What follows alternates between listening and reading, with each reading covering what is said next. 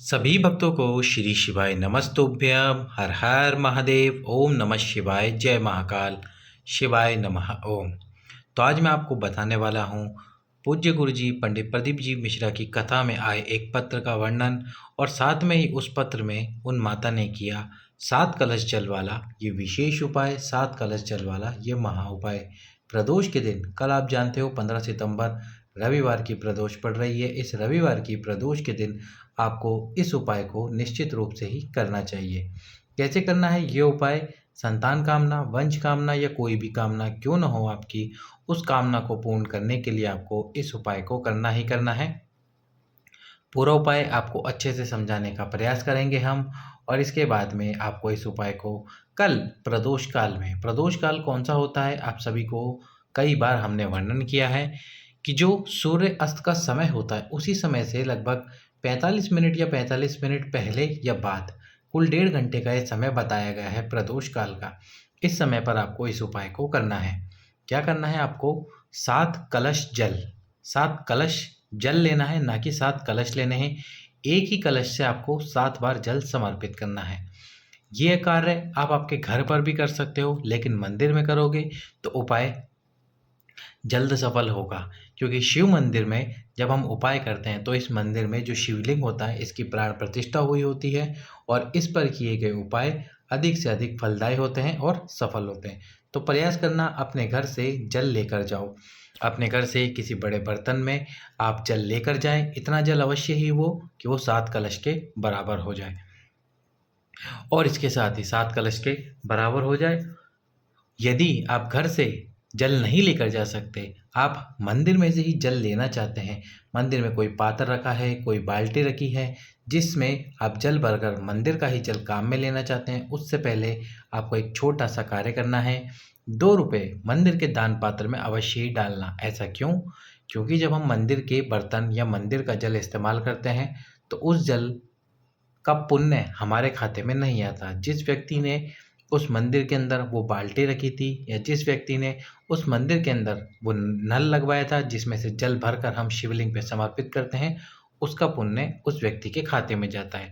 तो आपके द्वारा किए गए उपाय का पुण्य आपको प्राप्त हो, इसके लिए आपको 2 रुपये किराए के रूप में, 1 रुपया जल का और 1 रुपया उस बाल्टी का, उस पात्र का जो मंदिर के अंदर रखा हुआ है, वो पहले दान पात्र में डालना। इसके बाद में आपको जल भरकर सबसे पहले क्या करना है, 1 कलश जल। अब इसके पहले आपको क्या करना है, एक छोटा सा पात्र और रखना अपने पास में, जिसके अंदर जब आप जल समर्पित करो तो वो सारा जल उस पात्र के अंदर आता जाए। तो सबसे पहले क्या करना है, एक पात्र यहाँ शिवलिंग के नीचे लगा देना, शिवलिंग के नीचे लगाना, और इसके बाद में 1 कलश जल श्री तुम्रुकेश्वर महादेव के नाम से आपको समर्पित करना है। किसके नाम से? तुम्रुकेश्वर महादेव के नाम से जल समर्पित करोगे। आपको ये जो 1 कलश जल समर्पित करना है, इसमें से थोड़ा सा जल इस पात्र के अंदर लेना है। कितना? थोड़ा सा जल इस पात्र में लेना है। इसके बाद में इस पात्र को हटाकर साइड में रख देना है।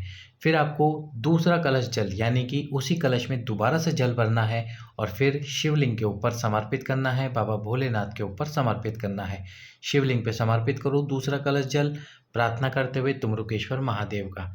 इसके बाद में तीसरा कलश जल, फिर चौथा कलश जल, फिर 5वां कलश जल, छठा कलश जल, और जब 7वां कलश जल समर्पित करना हो तो ये जो पात्र है जिसमें आपने पहले कलश का जल लिया था, उसी पात्र में आपको 7वें कलश का जल भी लेना है थोड़ा सा।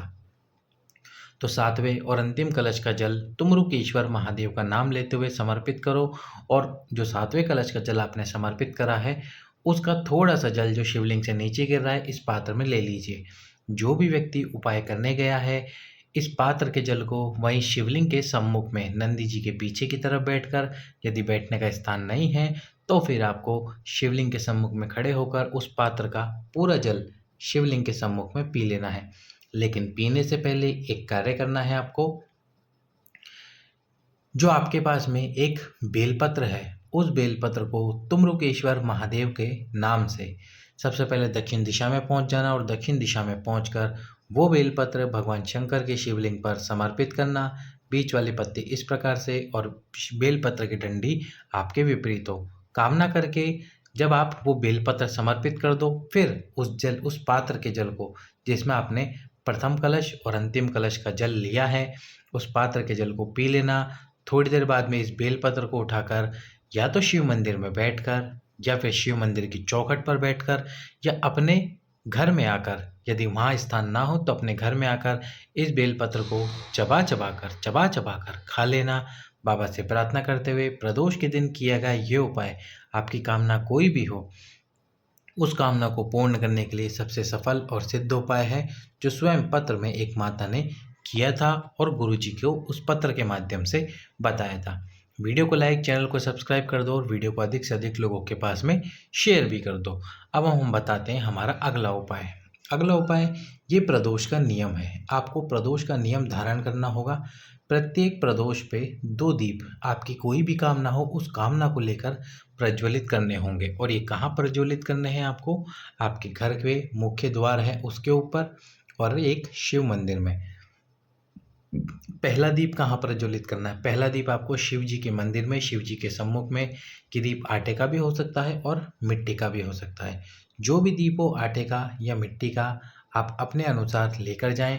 उसमें गाय का घी डालें। यदि गाय का घी ना हो तो आपके पास में जो घी है वो डालकर उसमें गोल बात लगाकर उस दीप को शिव जी के सम्मुख में आपकी कामना करते हुए प्रज्वलित कर दीजिए। इसके बाद में आपको दूसरा दीप आपके घर पे मुख्य द्वार पर, ये जो आपके घर का मुख्य द्वार हो, इस मुख्य द्वार पर प्रज्वलित करना है। दीप प्रज्वलित करके आपकी कामना बोलिए। प्रदोष के दिन यदि आपने इस नियम को धारण कर लिया, 1 महीने की 2 प्रदोष और 3 महीने की 6 प्रदोष आपने ये उपाय कर लिया, तो आपकी समस्त कामनाएं पूर्ण होंगी। बस करना दिल से उपाय। और किसी भी प्रदोष को यदि आप ये उपाय करना भूल जाते हो तो फिर से आपको एक उपाय मानकर करना होगा। जैसे कि आपने 4 प्रदोष ये उपाय कर लिया और 5वीं प्रदोष को आप ये उपाय भूल गए, तो फिर से आप जब उपाय करोगे तो वो पहली प्रदोष का माना जाएगा। इसी प्रकार से आपको उपाय करना है। सभी भक्तों को श्री शिवाय नमस्तुभ्यम। हर हर